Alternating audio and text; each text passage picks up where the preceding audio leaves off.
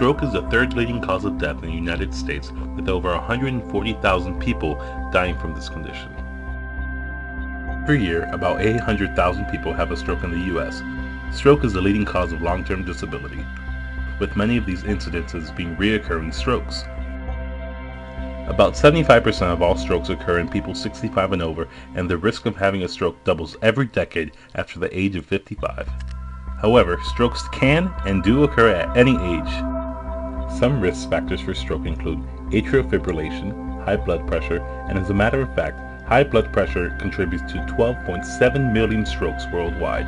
Risk factors for death after stroke include being 80 years or older, admission into the ICU, and being of low socioeconomic status.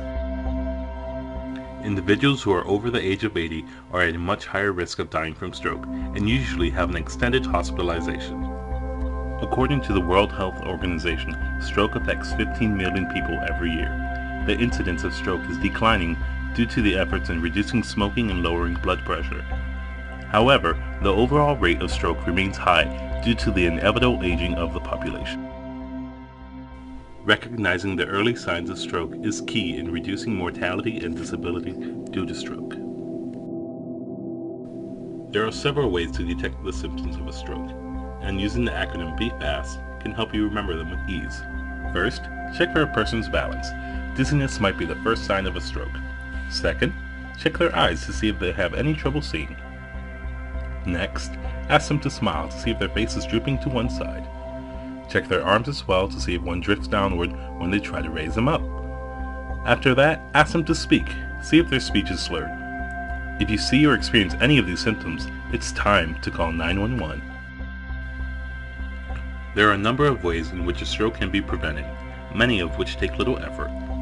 According to the CDC, stroke prevention begins with a healthy diet. Incorporating healthy meals and snack options such as fruits and vegetables can reduce the likelihood of a stroke.